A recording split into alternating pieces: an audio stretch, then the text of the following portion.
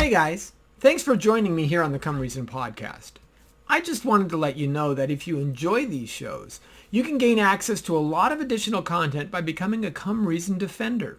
With your tax-deductible gift of $25 a month, you'll be able to view exclusive videos, debates, and presentations, even by top scholars such as Dr. J.P. Moreland, Sean McDowell, J. Warner Wallace, Dr. Hugh Ross, and many, many more. Plus, our Defenders Library provides PowerPoint presentations and notes used to develop these podcasts.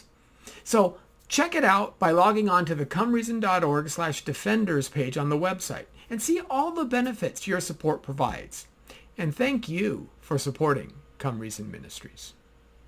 Ever wonder how the different religions of the world stack up against each other and their claims to be true? How can we tell, for example, that the Bible is God's word when we have so many competing issues with, say, Islam or some of the Hindu or Eastern faiths?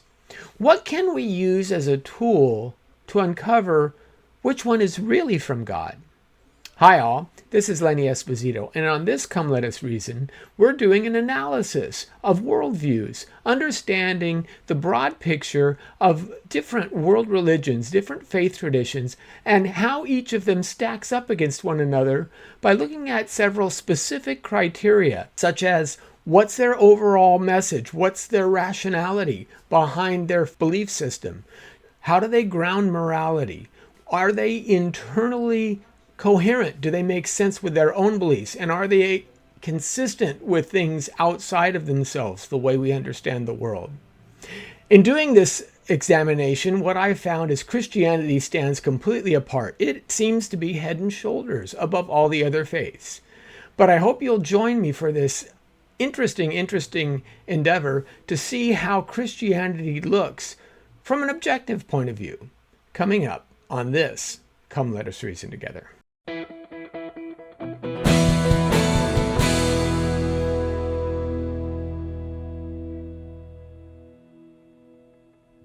As I said, I'm glad you're here today. This is Christianity in the Hot Seat. This is a 10-week series that we're going to do dealing with the tough issues of Christianity. And let me just say that, again, I'm excited that everyone's here. We're going to be dealing with some of the most difficult questions that Christians may face. And I think it's an important thing. Now, I didn't plan on this class being a live video feed initially. It was going to be taught like I've done before at our church with a live crowd, things like that. However, coronavirus did change all of that. So now I get to do it via video. And that's great because I've gotten emails from people in other parts of the world, even South Africa and London and other places, that were trying to do the math in order to figure out what the time difference was so maybe they could tune in, things like that. These will be archived. All of these classes will be archived. I'll leave the classes up for about a week, and then it'll be replaced by the new one. But if you've registered for the class, then you'll be able to go back and watch the entire archive like for the next 3 months. It's one of the things that we do. If you haven't registered for the classes yet, please do so. Go to comereason.org/dare to defend, comereason.org/dare to defend, and just put your name and your email address down. And that'll give you access to not only the recordings, but class notes, the PowerPoint slides I'm going to be putting up there. All of those kinds of things will be available to you. So I'm excited, though, for this specific event. And our first question that we're going to tackle today is the Bible versus other faiths, which is from God? And I think that's a pretty good question because I've dealt with a lot of folks who said, how do you know that Christianity is the right way? There's so many different faiths out there. There's so many different religious books, belief systems. How can we tell what's the proper one? What's the right one, so to speak? So that's what I wanted to kind of tackle initially, and then we'll get into, as the weeks progress, other questions, other ideas. Now, one of the things that I wanted to just make a point of is the fact that our starting points matter. See, because our assumptions color our understanding.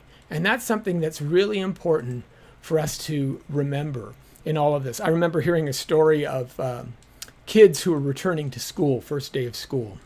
And each of the children, young kids, first, second grade, brought gifts for their teacher. And, the supermarket's manager showed up, and the daughter of the supermarket manager brought the teacher a nice basket of assorted fruit, and the teacher was very excited about that. The florist's son, of course, showed up and brought the teacher a nice bouquet of flowers. Candy store owner's daughter gave the teacher a pretty box of candy. Teacher was very grateful for that. And then the teacher looked and saw that the liquor store's owner was carrying a big box, but it was dripping a little bit. Now, teacher got a little excited. She touched the drop of the liquid with her finger, tasted it, and she said, "Is it wine?" "No," the boy replied. She says, "Well, taste it again. Is it champagne?" "No," said the little boy. "It's a puppy." Yeah. Sometimes it does matter what we assume, doesn't it? Because our starting point can make a difference. And that's one of the things that I do want to talk to you about today. And that's true with a lot of things. Now, this is a picture of George Washington. Of course, George Washington, father of our country. He was an amazing individual. He was very intelligent. Matter of fact, much of what the U.S. presidency developed into was a result of Washington. He died December 14th, 1799, became sick after working out in the rain and snow, but he was always one for punctuality. And rather than changing out of his wet clothes, he decided to dine, have dinner, while he was still kind of soaking wet. Now, his wife Martha had been sick previously with a cold. My guess is that's probably where he caught his infection, but it eventually proved fatal to him. The interesting thing, though, is one of his first remedies, one of his first approaches to becoming well again was to call in someone to do a little bloodletting on him. Now, you think we're almost in the year 1800 and bloodletting is still going on. How could the father of the United States, somebody with that much insight, be interested in bloodletting? Why would that be a thing, right? But see, bloodletting has been a thing for quite a long time. And it really, I know today we look at bloodletting and we think it's ridiculous, right? There was an old Steve Martin sketch with Theodoric of York, medieval barber, and he was out bleeding people here and there. And how can you even think that something like draining people's bloods would make a difference? Well, you have to put your mind in the position of those of earlier eras. So a lot of people didn't have much experience with biology throughout the ages, but most people did have a lot of experience growing crops. They knew agriculture because it was how they ate every day. You may get sick once or twice a year. You have to eat 3 meals a day. You have to give it to your family. It was an important thing.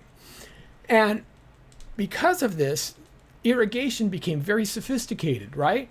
Even the Romans had an amazing system of aqueducts and plumbing that they had created. What is irrigation? Well, you take water from a large source and usually through a series of pipes, and the pipes would get smaller and smaller into the point where you would deliver the water to each row of crops that you were growing, something like that. And when you irrigate, the water flows out of the pipes, it gets absorbed into the ground, and the plants basically absorb the water to grow. If you don't have enough water, the plants dry out. You can tell the plants aren't getting water. They're not absorbing it. And they die. They get sick. Now, when you look at human anatomy, as a person with that frame of reference, you can understand why people would look and say, well, here you have a series of pipes, right? Large arteries leading from the heart and lungs going to smaller pipes in the arms and legs, even to smaller pipes, capillaries, and then they wash over all of the tissues and the blood just washes in. And so they're assuming that the tissues are absorbing the blood like plants absorb water. They believe that, the food you eat is basically the raw materials that turn into blood. The blood was carried to the cells through this natural irrigation system, and the tissues absorb the blood for energy. Greek physicians talked about this. Erastistraeus and Galen of Pergamum, they both thought there was people could get sick by an overabundance of one of the four humors, one of the four liquids, blood being one, or bile, or yellow phlegm, or black phlegm. They thought that if you got overly exuberant or you were feeling ill, what you needed to do was you needed to be drained of one of these humors in order to put yourself back in balance. You have too much blood or too much of one of these other issues. And again, this makes sense from observation. When you get sick, you expel vomit, right? It's one of the body's ways of getting rid of things. Egyptians would see hippopotamuses, what they thought were rubbing themselves against rocks and, ridding themselves of blood. What the hippos were actually doing was their sweat appears red at that time. But it wasn't until 1628, and I'll go into this in just a second. It wasn't until 1628 that William Harvey, a physician, discovered that blood was actually circulatory. He found the circulatory system. And how he did that was he would observe living animals that are still alive, and how the blood flowed through them. He would play with veins and notice that they had valves that would only allow blood to go one way. And he started measuring the amount of blood that would come through a human heart. And he found after half an hour, there was more blood that passed through a human heart than the body could possibly hold. So he says, well, that blood is obviously not just being pumped out because there's too much of it. It must be piped in and gone around again. So that's 1628. George Washington died in 1799. Why did Washington still believe in bloodletting? That's the question. Well, there's three main reasons that I can think of. First is it was well known. It was popular, right? It was the common go-to for many, many years. It had a 3,000-year history. Guys have been doing this for a long, long time. And all of the experts had been using it. We had it written up, right? Anyone who was in the medical field had done some of this. It was Galen of Pergamum, like I said, really established this idea. And in his writings, it spread throughout the Roman Empire. Now, it also had certain anecdotal stories of success. People saw somebody who had some bloodletting done and said, oh, and I feel much better afterwards. Okay, so it was well known. It was popular in Washington's day, and it explained things rather easily. That whole picture of watering and the idea of, backing up with, you can overwater plants, right? And you can make plants be sickly and non-productive. They lose their rigidity, things like that if you overwater them. And so Washington was a farmer. This made sense to him. It explained things in a way that he understood the world. He could see this picture in his mind's eye. And that was part of the key. Also, he had himself had some subjective responses to it. So past healings were a thing. And he believed that, hey, it made me feel better before. He attributed his getting better not to the fact that maybe just give you a couple of days of rest in bed because you've been, bloodlet. Maybe that would be something better. But he attributed it to the bloodletting. Now, why do I bring all of this up? Why do I talk to you about bloodletting? What does this have to do with our question? Well, because the key here is also the piece that I want to emphasize. Your view of God will shape your understanding of the world too. And we all have starting points in how we look at things. And so who God is, how he responds to the world, these kinds of things really have a huge impact on how we understand other things. And there's a whole lot of folks who start off with a certain set of beliefs. And when they start off with that basic assumption about God or about who God is, the way God is, then all of a sudden their belief system doesn't seem as silly as what we may have believed before. You know, sometimes when you hear another faith tradition, it's easy to dismiss it as, how can you believe that? How can you believe in something like reincarnation? How can you believe in, a man flying on a horse from this place to this place? All those kinds of things are easy to dismiss, but I caution you, because people can say, how can you believe that a guy who was dead could rise again? How can you believe that some itinerant carpenter who lived 2,000 years ago was actual deity in flesh? How can you believe any of that stuff? Again, those kinds of things are easily dismissed unless you understand where they're coming from.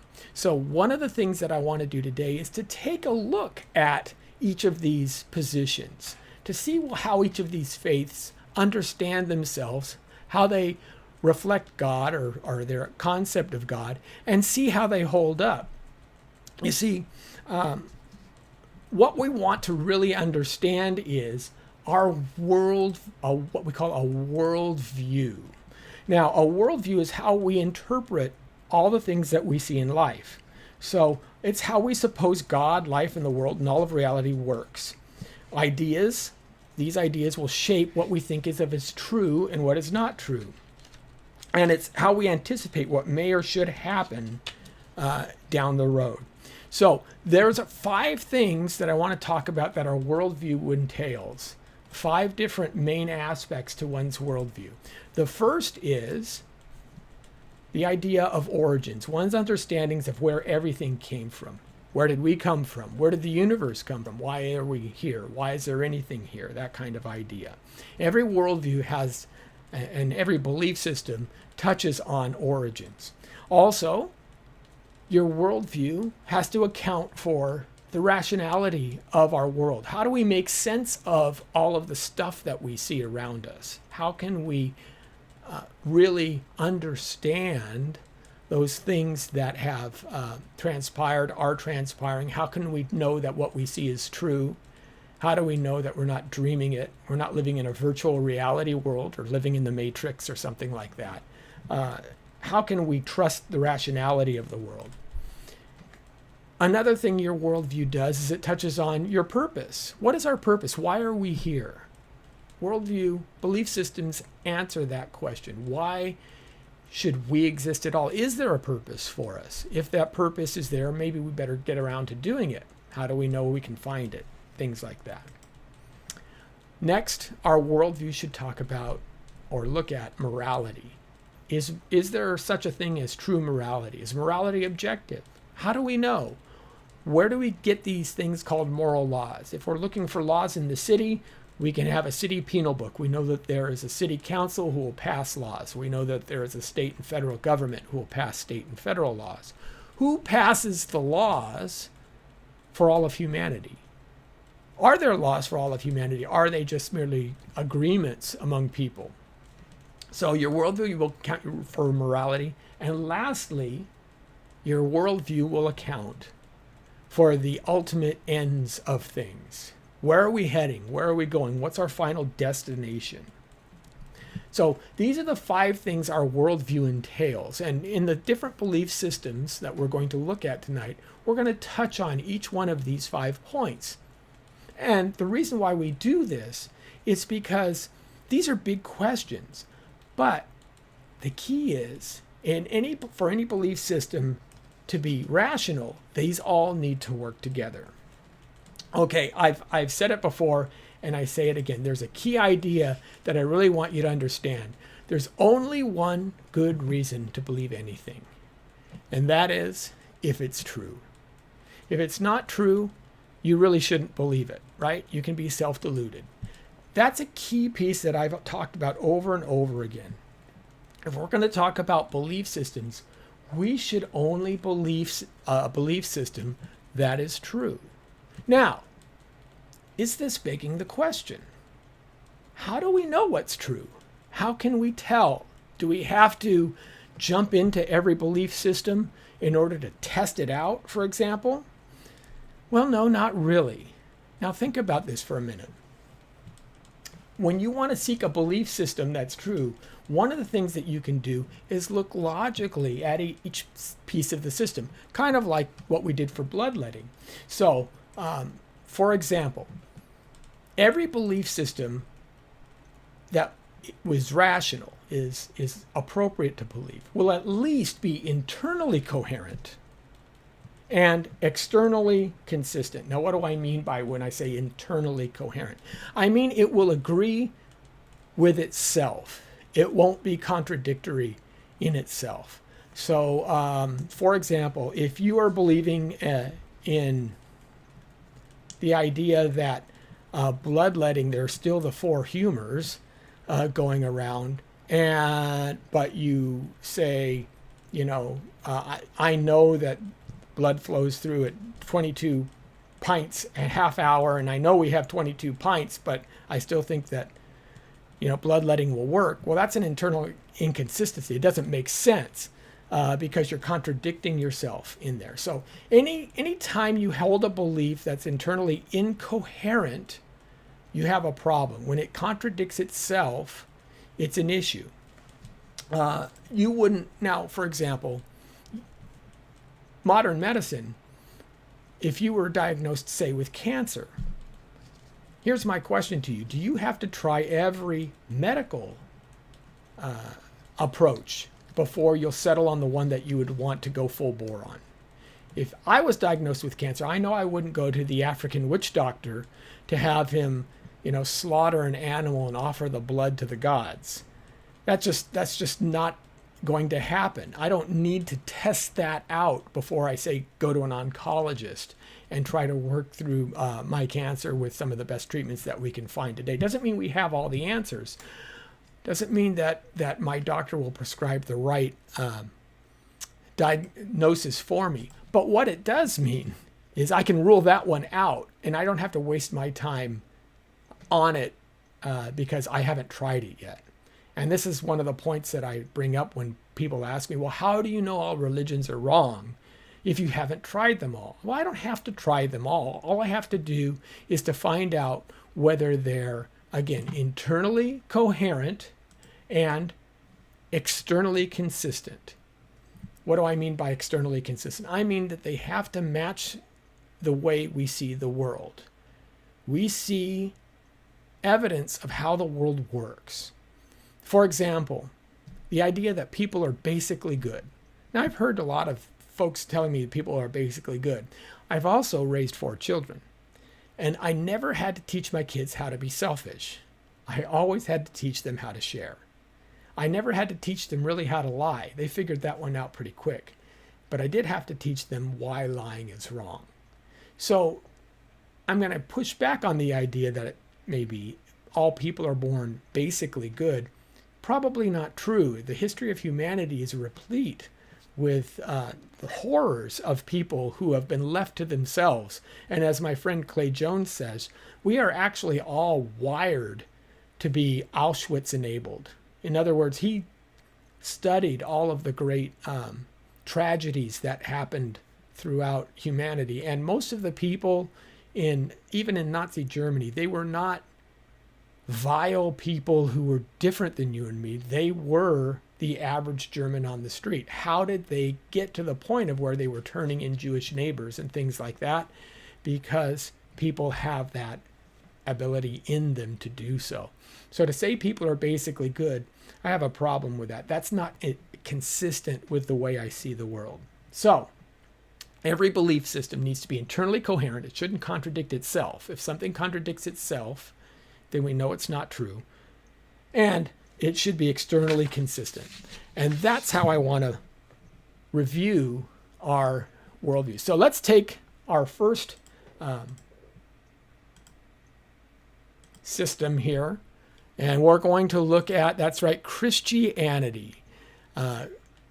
what is Christianity's story? What is the Christian worldview? How do we understand Christianity in the main big scheme of things?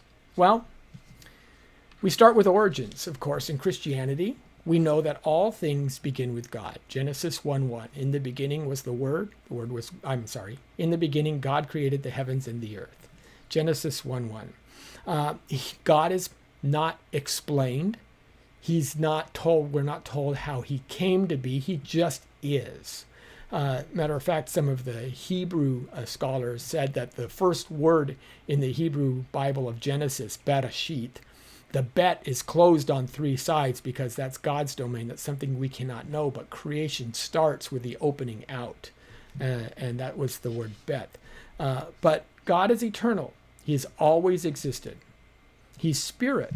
He sits outside of all time and space. Most importantly, God is one being, right? Christian is a monotheistic faith. And that's key. It came out of Judaism, which was the first monotheistic faiths. God is infinite but self-sufficient. He needs no one or nothing. He doesn't rely on his creation. He can exist perfectly well with nothing beside himself. He sits separate from his creation. He is not his creation. That's a key piece. But he is the source of all creation. So anything else that exists depends upon him. And the other key aspect is he is a personal God. He loves, he grieves, he can relate to other intelligent beings. So this is who God is. And because he is personal, he is rational. He creates with intention. He designs the world for a purpose. He plans it. He has an orderly way about it, and he wants to see it grow to fruition, to whatever his end desires are. So rationally, you can see that Christianity is anchored in a rational God. Because he has these plans, because he has these purposes, that means when he creates human beings, he has a purpose for us too. And that's a big piece of it. So Christianity teaches that God would have a purpose of creating human beings to bear his image, to know him, and to love him. That's what they seek to do. We are intrinsically valuable as creatures who hold the image of God. Now, beyond purpose then, if he values us, he also values our benefit, our good. And God is perfectly good and perfectly just. So our morality is found in him as well. He does not allow any evil to persist without ultimately being judged. In order to be perfectly good, you must love your creation. In order to be perfectly just, you must be able to deal with any evil in an appropriate way. You can't leave evil unjudged. Anyone who allows evil to go on unjudged, anyone who gives a free pass is not perfectly judged. Yet man, as I talked about a little while ago, is born into a state of self-centeredness, of sin. And this sin, therefore, separates us from the perfect God. He can't have unlimited fellowship with us because there's sin that needs to be judged. So what is the ultimate end for this? Well, it means that God knows we can't fix our self-centeredness. He knows that we're dependent upon him. But he sent Jesus to do it in our stead. And that's the key teaching of Christianity. That God understood that evil is a real thing in the world. So Christianity acknowledges evil comes even within the heart of man. We talk about the devil and the fact that there's external evil forces that play upon us. But Christianity also teaches that there's no temptation that you aren't able to overcome yet, especially as a Christian. But you are guilty if you rely upon that within yourself, because you'll never be able to do it on your own strength. So God, knowing this, knowing that we're flawed, knowing that we're cracked pots, if you will, sent his son to live that perfect life for us. And by him, he was able to judge sin, take our sin upon himself, judge that. And from there, then, we are able to come once again into fellowship with God. That's the Christian story. That's the way Christianity understands God, understands our relation to God. We have an ultimate end. Ultimately, the idea is that those who accept this gift that God has given us through his Son will be able to once again enjoy fellowship with their Creator throughout all eternity. And that's a wonderful plan, a wonderful story. It also fits together so well. You can see that if God is the ultimate origin of all things, it follows that God is the one who created the universe in an orderly way, which makes him rational. His rationality gives him a plan and a purpose. So therefore, we have a purpose to our lives. Our purpose, therefore, leads to a moral aspect to who we are and how we should treat one another, which ultimately leads to the need for a Savior to accomplish the ultimate goal that God started at the beginning of creation. And this makes sense to me. This, I think, is, something that really makes sense. So let's run this story of Christianity through the belief system test. Remember what I said before, that what we want to see is we want to see whether these things are internally coherent and externally consistent with what we know about the world. So first of all, is Christianity internally coherent? Well, yeah, I believe it is. First of all, God is described as a spirit. Now, why is that important? Or Jesus in John 4:24, God is spirit, and those that worship him must worship him in spirit and in truth. Well, that's important because if God was anything other than spirit, it really wouldn't explain the rest of the universe. Remember, one of the things that we're trying to explain is the creation of all matter, energy, space, and time. Where are all those things coming from, right? So if God is material, well, you're not explaining matter because you've already got matter. If God is a being that has always been kind of confined by a time frame, well, then you've not explained time. If God is a physical being that takes up space, you've not explained space. But God is spirit. He is mind. He can be outside of all matter, energy, space, and time. It's only when he wills creation, when he speaks, the Bible uses that terminology, that creation actually happens. He's also personal, as I mentioned before. Because he's personal, then he can choose at a specific point to say, let creation begin. And creation begins. The clock starts running. So a mind who's personal can make a choice to start creating. And this is a big thing when we talk about Christianity, God is triune. Now, why is that important? And this is something that's unique to the Christian position. Well, the Trinity actually solves a lot of problems. Remember, one of the things that I said earlier on was that God is self-sufficient. He needs no one or nothing. We know that God is love, right? We're told that in Scripture as well. Well, if God is love, before he created human beings, what was there to love? That's a big question. Now, let's think about this for a minute. You have, as C.S. Lewis says, in any relationship, you have the lover, you have the one that's beloved, and then you have the love that is between them, these three things. If there's no one else existing, can God show love?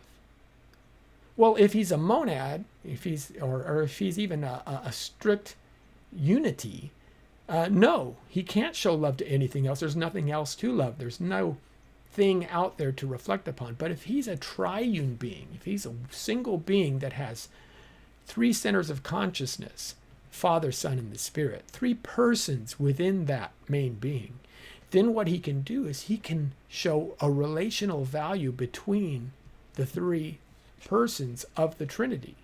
And it works. Only in Christianity do you have this idea of a unity in diversity, the idea that the three are one.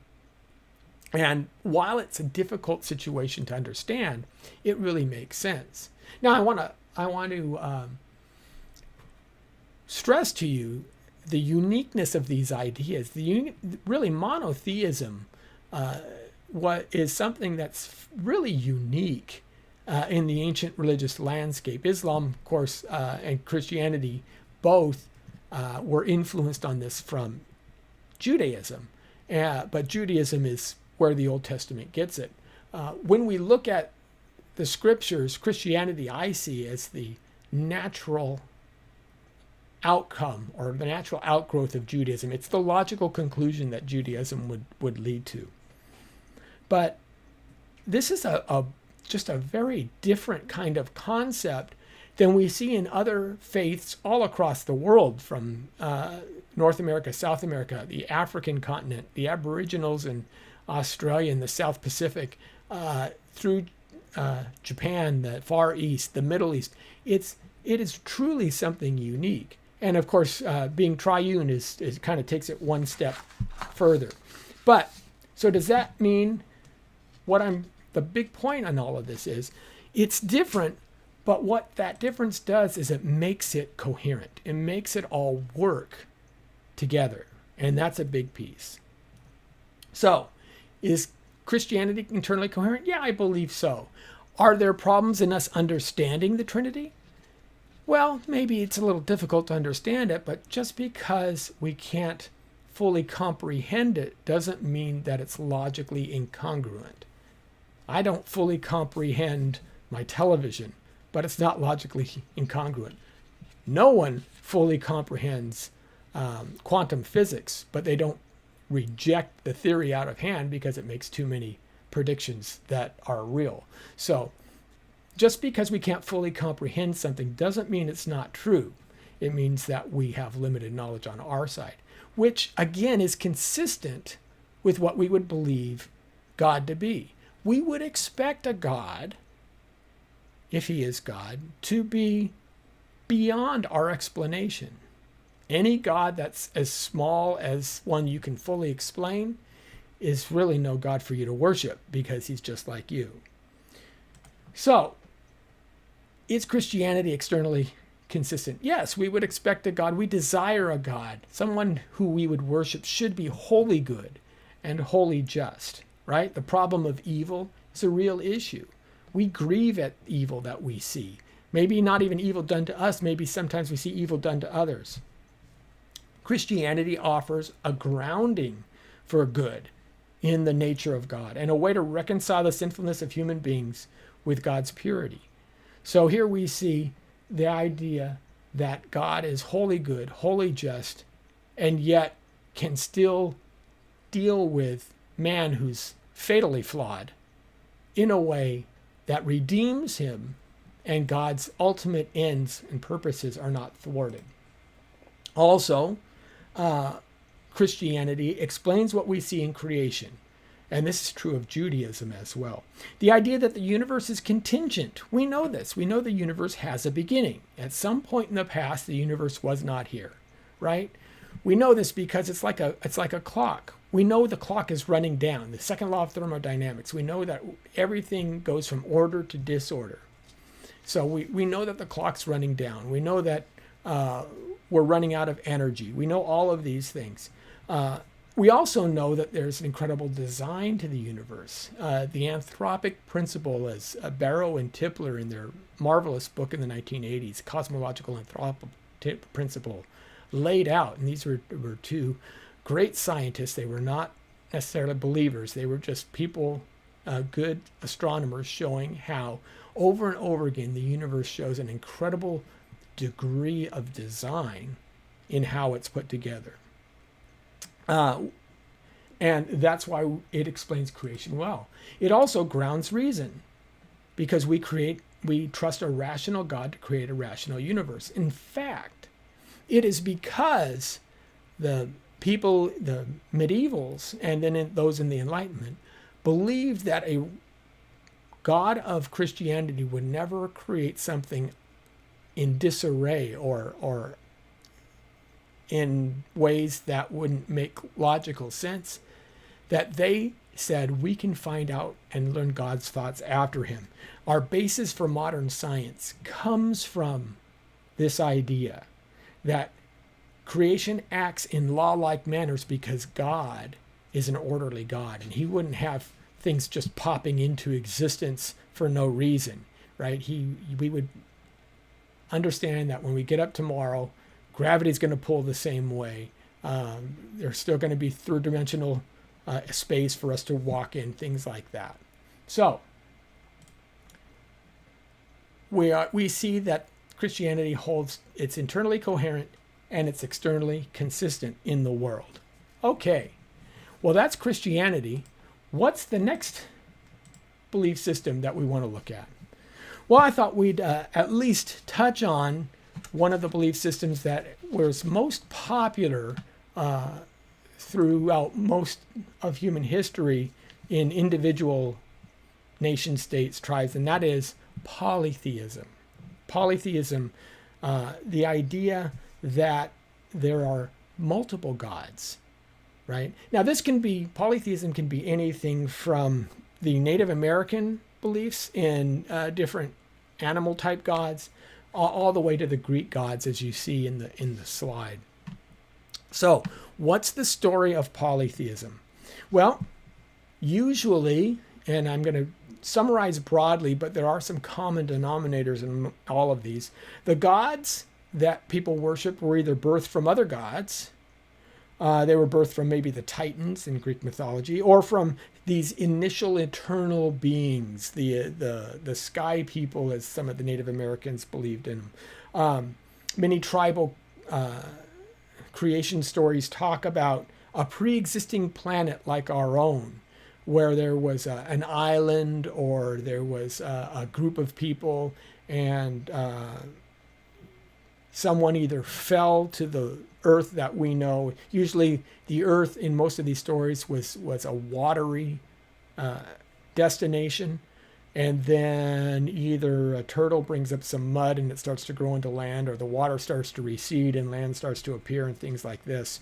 But over and over again, the origin story is gods birthed other gods, and then certain gods like the Olympians would overthrow the Titans and they would become the ruling gods and things of that nature.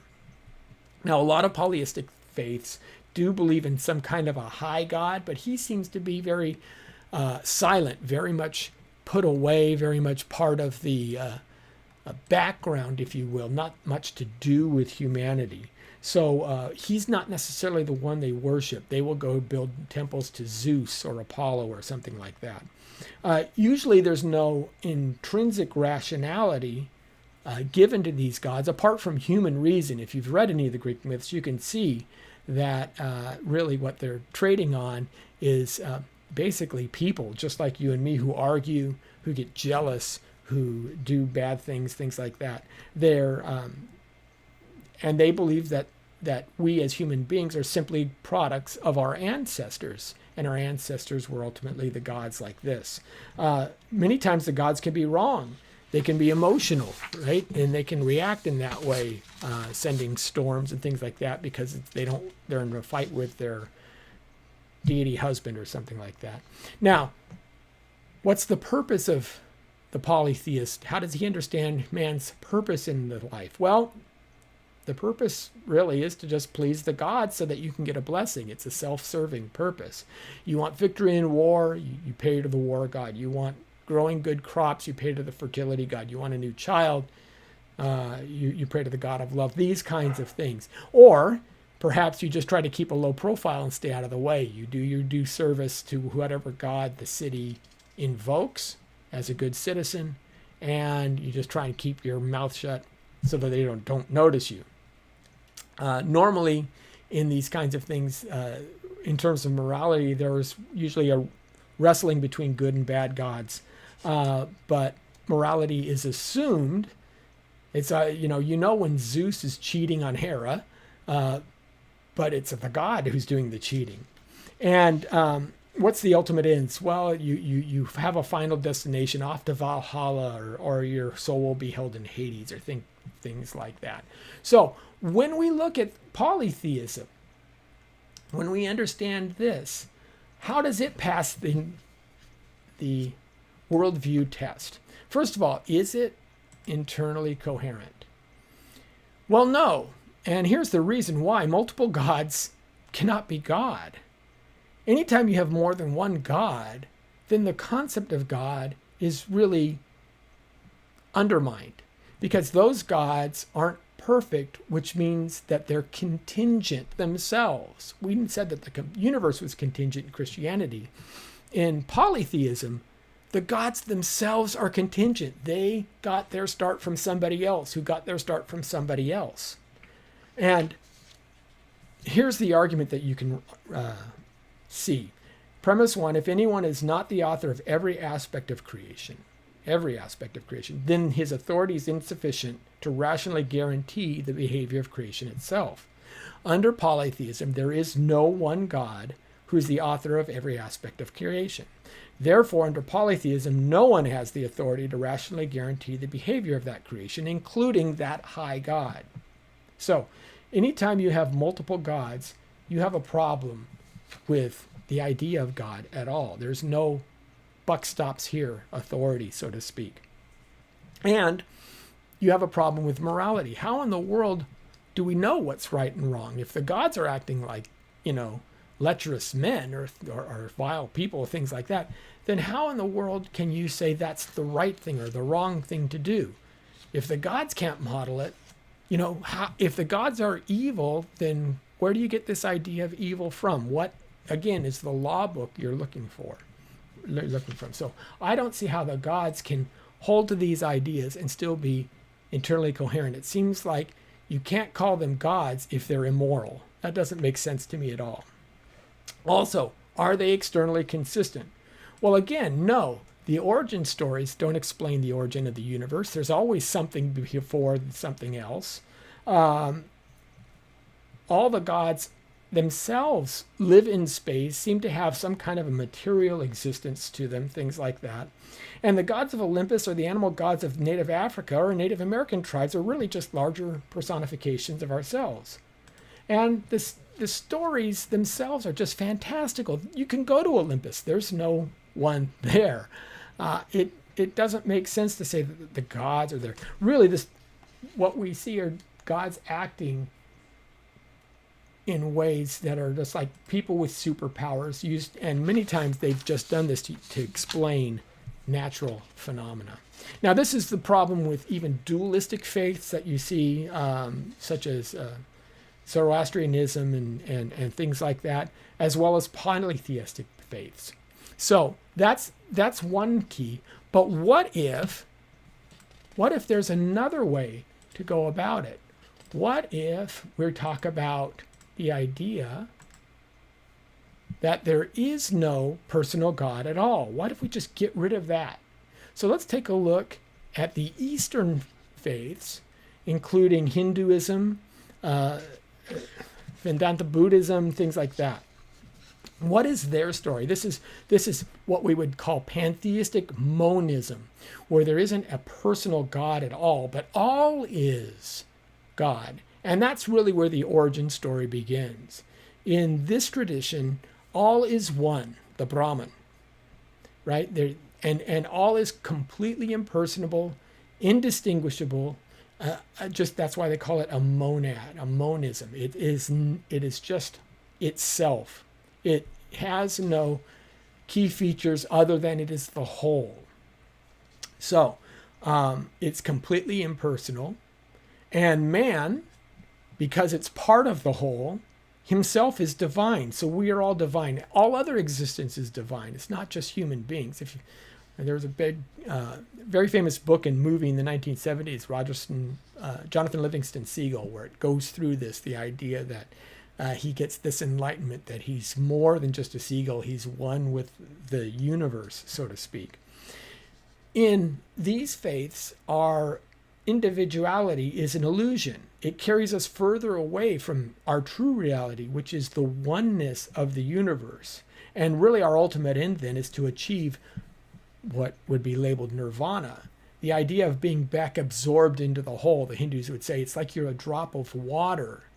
And when that drop of water falls into the sea, it no longer retains its individuality. It just becomes one with the entire sea. If you're in the Buddhist tradition, the idea is a little bit different. As opposed to being one with the everything, you're one with the nothing. So the idea of enlightenment in the Buddhist tradition is you are to be like a candle that has been blown out. That's the concept. So each life is supposed to be absorbed back into the whole, but it's not easy to do because we tend to believe this individuality. So our souls are reincarnated myriads of times until it achieves that state of enlightenment and does not have to go through the cycle of birth and death any longer. Now, how do we understand the rationality of the Eastern system? Well, that's the key, see, because rationality makes distinctions. The idea of reason is that you can put two things together and compare and contrast them. This is different from that. And in the Eastern view, that's where the problems start. So you must meditate. You must lose all illusions of distinction, right? You hear these things like, what is the sound of one hand clapping? Or you need to think about one end, what is a rope with one end? Things of this nature. The idea that in order to truly gain enlightenment and understand yourself, that you are just one aspect of the larger whole, and the more that you lose those individual aspects of yourself, the better or the closer you come to the whole, means that you must go beyond rationality, is the way they would put it. All Atman, all creation, is Brahman, is the one. For morality, the law of karma is key. The law of karma governs how one will be brought back in one state. Now, it's not the Western concept of karma, that if you do something today, maybe in a year from now, you're going to get it returned to you. No, karma in the East, and the proper understanding of karma, is that if you do something bad today, you will have to pay for it in your next life. It's going to cost you by being born into a lower system or a lower state than you are today. And that means that people who can do really bad things and come back as a dung beetle or something like that. So, in the Eastern system then, what can we understand about in terms of the belief system test? Is it internally coherent? Well, I think that's pretty obvious that it's not. Why? Well, there's two problems, really. If we're starting with an undividuated whole, right? A complete whole of no distinction whatsoever, then how did the distinctions come out to begin with? What separated it? If that's the perfection, what external force caused it to be imperfect? If it's an external force, then there's something other than the undividuated whole. If it's an internal force, then it's not perfect even in and of itself. So you have a contradiction either way in this idea. To say that this has come to be and that's the perfection that we seek, you have to say, well, wait a minute, how did it happen in the beginning? Secondly, when you start saying you've got to rise above your rationality, you've got to stop making distinctions in order to achieve nirvana, well, aren't you making a distinction there? Aren't you contradicting the very concept that you're trying to teach by making a distinction? You see, by making distinctions between the imperfect and the perfect, between making the distinctions between nirvana and falling short of it, between making the distinctions between being enlightened and not enlightened, you're reinforcing the idea that distinctions are real and not illusory, but you're teaching that distinctions are illusory. This is why the Eastern system is hopelessly muddled, because it can never escape the fact that it's rational. It shuns rationality for the sake of others, yet it leans on rationality to sell itself in that regard. So, is it internally coherent? No. It contradicts itself, I think, in every turn. Is it externally consistent? Well, I don't think it's externally consistent either. Take the law of karma. Nothing can break this law of karma, but who or what is that judge? Who or what saw you pick up the spare change that should have gone to the shopper before you and said, I'm going to keep that, and takes an account of that and says that in the next life, you're going to be a little bit poorer because of it? Who or what's keeping that tally? What is their rule book that they're relying upon? Seems to me that the idea of a law of good and evil that doesn't exist, that exists outside of a personal God, you have to say, well, where did that come from? And who's the one that's the scorekeeper that's judging these kinds of things? See, also the idea that evil is illusory. If all is illusory, the Eastern faiths teach that evil is one of those illusions. But evil is real. We know this to be true. We feel it. We've suffered. There's real suffering going on. And to just dismiss evil is not a solution to the problem of evil. Matter of fact, it makes the problem of evil worse. If you were to come to a suffering parent whose child was diagnosed with a terminal illness and say, well, that's okay, it's not real, it's just illusory, you can imagine the response you'd get. No, it doesn't make sense. Lastly, the East's impoverishment is a key piece. Now, what do I mean by this? Well, think about it. Hinduism has been practiced for well over 3,000 years in India. Buddhism for 2,500 years in China and Tibet and places of that nature. If these were practices that were leading to enlightenment, then the law of rebirth should say that those individuals would get better. Their status in life would get better. Matter of fact, they should be the most advanced civilizations, the happiest, the least crushed by poverty, the least crushed by misery in the planet, because they've had that much longer to become enlightened than, say, the West. Do we see that? Do we see the fruits of that system working out in the East? Unfortunately, we do not. We see things like the caste system in the East, where people are shunned and they suffer because they're born into a lower state that others believe, well, the reason why you were born that way is because you must have done something evil in a previous life. Karma is a cruel taskmaster. It forces you to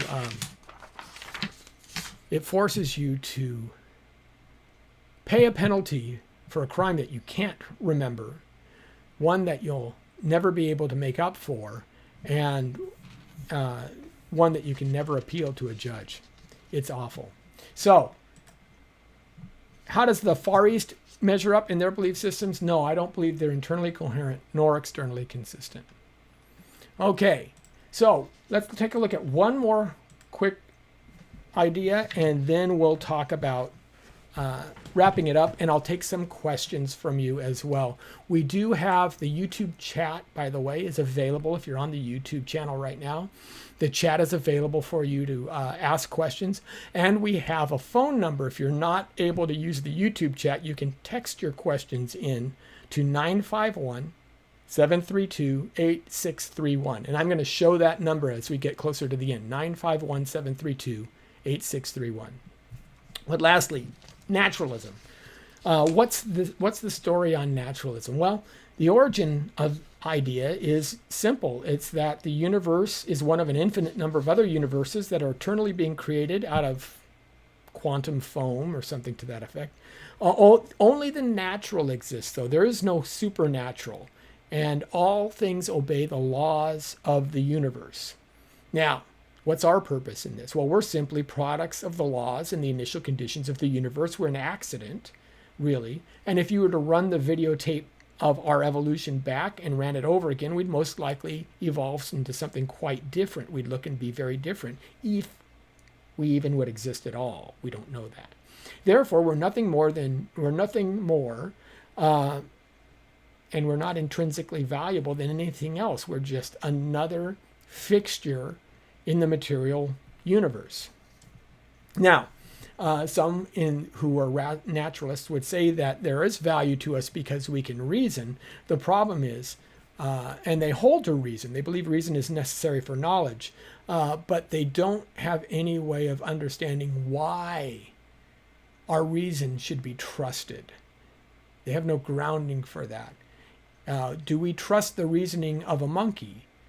I wouldn't trust the reasoning of a monkey. I would, call into question.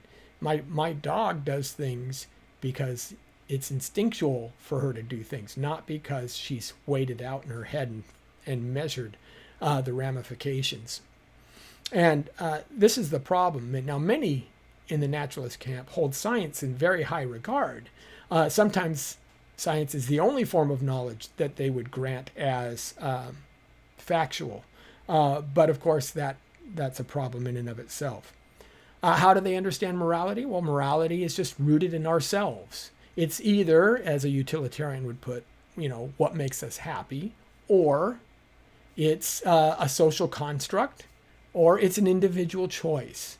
There is no, if there is an absolute morality that we all must adhere to, there is nothing out there that's setting that absolute morality. It's just something we all kind of know. And what are our ultimate ends? Well, it's easy. We die and cease to be, and the universe will as well. And that's pretty much it. So, in looking at naturalism, what can we know from that? Is it internally coherent? Well, no, not really. See, how do you get a something from a nothing? And this is the biggest problem that the naturalists have, is they start with a nothing and they get a something. A nothing by itself is a no thing. There's nothing there. You can't even say quantum foam or a quantum vacuum, because those are things. They have attributes. They have potentialities, right? An acorn isn't a non-thing. It's not a tree, but it's not a non-thing. There's something else to it. There's a potential for a tree there. And quantum states, I mean, think about it. You have things that are popping in and out of existence, supposedly, in a quantum vacuum. Okay, well, if they're popping in and out of existence, that means two things. First of all, there's a before and there's an after. So that means that time is already talking about, and they're popping in and out in something, space, and they're generating energy. So you're now talking about, three of the four aspects of reality that we're trying to already explain by positing a quantum vacuum. So a quantum vacuum is not nothing. It's something. And you can't get a something from a nothing. If you have a nothing, there's nothing there. Secondly, there's no way for the naturalist to ground his moral duties and obligations if there is no lawgiver that transcends humanity. So if we are the ultimate choices of what's right and wrong, then what we'll find is that really we're talking about opinion and what we desire, not necessarily what's duty bound for us. So it may be, some people may desire health, some people may desire the propagation of the species, others may not. But there's no way to ground that morality. There's no way to make that morality something that says, even if you disagree with it, you have to abide by it because there's an authority that sits higher than humanity telling you to. That doesn't exist. So there's no way that morality can be real if we're just an accidental construct of chemicals. Any accidental construct of chemicals isn't right or wrong. It just is. But people know morality is true, right? We know that killing babies for fun is wrong. So we have a contradiction there. So I don't believe that naturalism is internally coherent, and I don't believe it's externally consistent. Again, those that rely on science as the form of knowledge know that science is replete with errors. Matter of fact, the entire history of science is something that is one person correcting the errors of the science before it. I mean, think about it. Would you want a doctor giving you open heart surgery on a book that was written on hearts in 1910? Of course not. There's a lot more. Even in 1960, we want something that has the best information, the latest data, correcting the errors of past mistakes. And atheism and naturalism really do nothing about the problem of evil. Nature is just red in tooth and claw, and that's just the way it is. And some people are fit for survival and others aren't. And again, is that what you want your chaplain to walk into the hospital to tell the parents of the sick child? Well, I guess she just wasn't fit enough to survive, but that's okay. You might be able to have another one whose genes can then propagate to the next generation. That doesn't seem appropriate to me.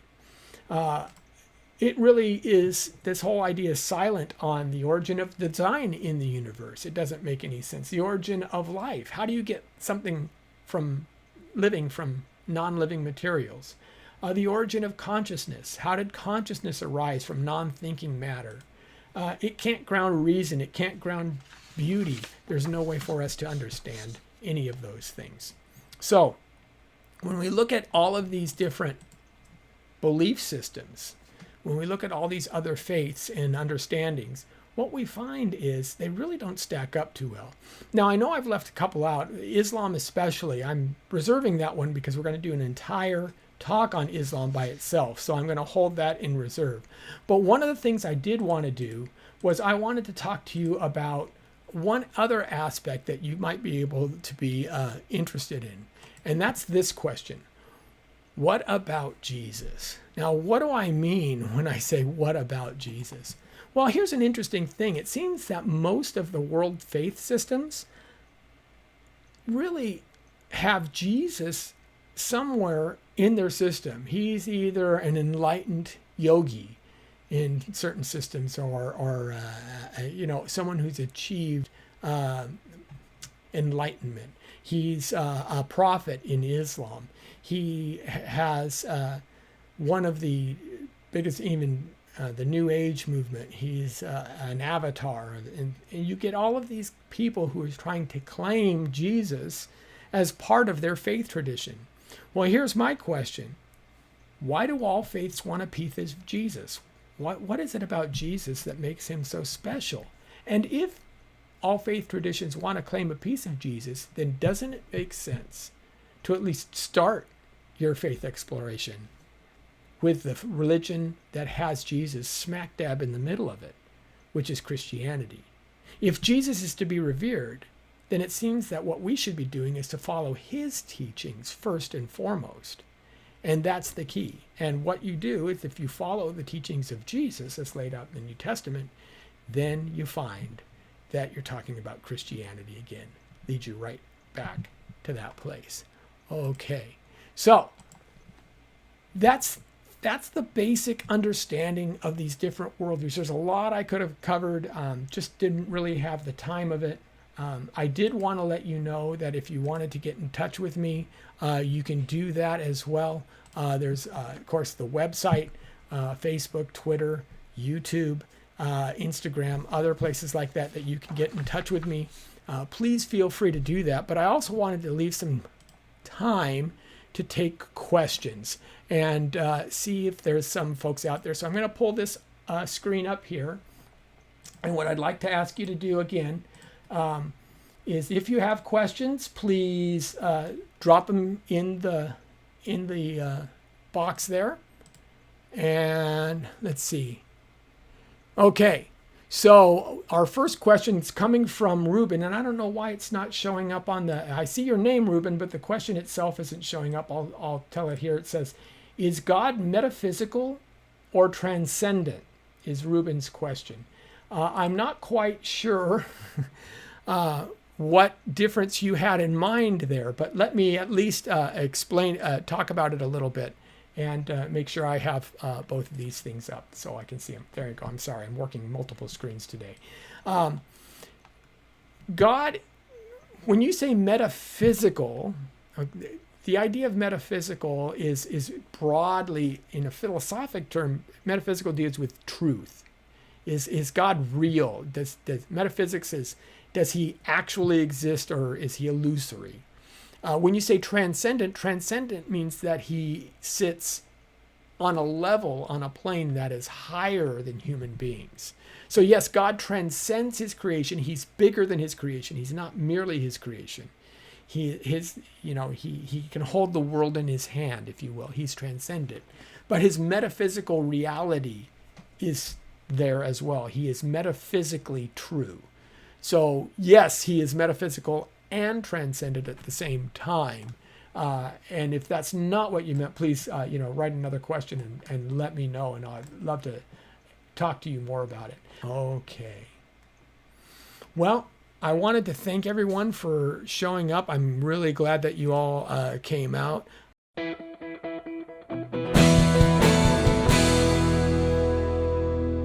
Thank you for watching this Come Reason video. I hope you enjoyed it. If you'd like to see more videos like these, consider subscribing to our Come Reason YouTube channel by clicking on the subscribe button. And you can follow us on social media. Lastly, if you'd like to help keep these kinds of videos free, consider providing a donation by clicking on the donation button beside me. Thank you.